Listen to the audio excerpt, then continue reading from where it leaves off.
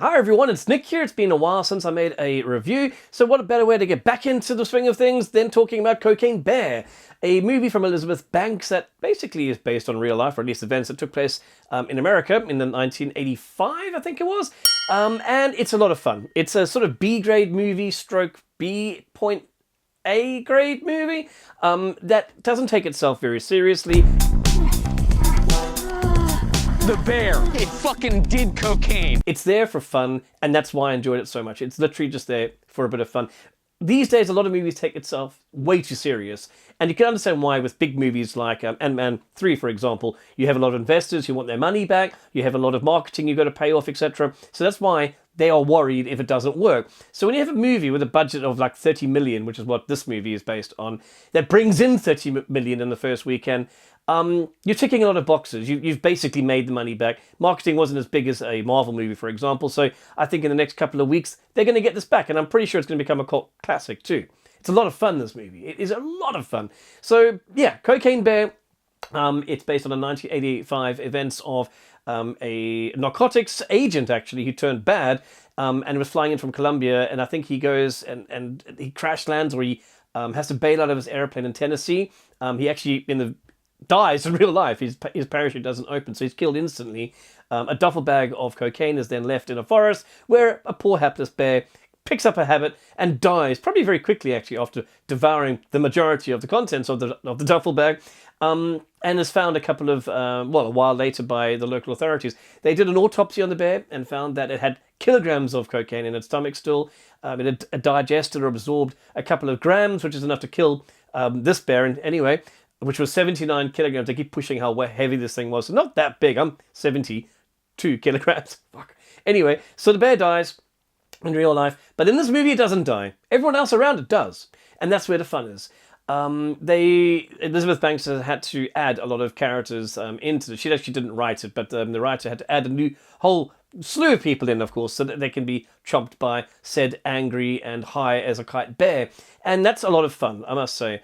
The characters are not really memorable. There's one or two who are a lot of fun, and the banter between the main characters is really good too.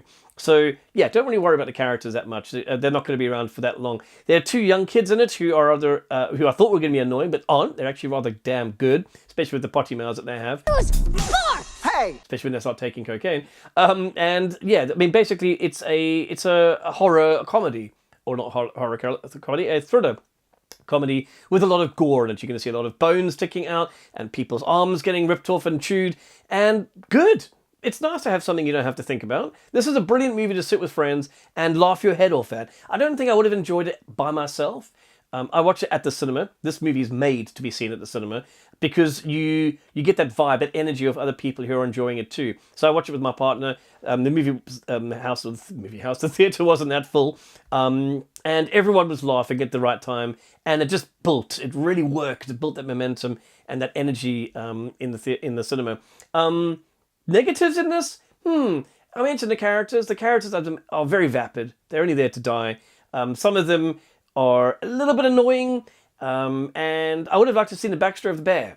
We don't see the bear falling or stumbling onto the cocaine. We just see it angry straight away. I'd like to see the bear discovering the cocaine, pondering the life choices it has ahead of it. Full-on cocaine addiction with a couple of kilograms, or not. I would have liked to see that, but we don't. Instead, we just get stupid humans running around. It was also a bit of a punch to the gut because this Ray Liotta's last posthumous sort of appearance in the movie. He passed a couple of months before this came out. That was quite sad. Some of the CGI is very dodge, I'm not going to lie. I laughed out loud at some of it. And that's the nice thing about it, is that you're not going to go, oh God, that's terrible. If you saw that in Ant-Man 3, you'd complain for the millions that have been spent on it. But in this, it adds to that. It's like going, I can see that's not a real arm, or that's dodgy as fuck CGI, and you don't care. Because the point of this movie is to have fun with the silly notion of a bear that is coked to its gills and running around eating everything. And that is all you need to worry about. So that's done really well too. The movie is not very long, though there are some pacing issues in a couple of sort of sections of the movie where you kind of want to see a bit more of the bear. You don't care what's happening with these people. Why is there a fight taking place in the toilets? I don't want to see that, though it was quite funny, not going to lie. But yeah, the movie is just a great deal of fun to watch with people. If you can get under the influence of something, even better.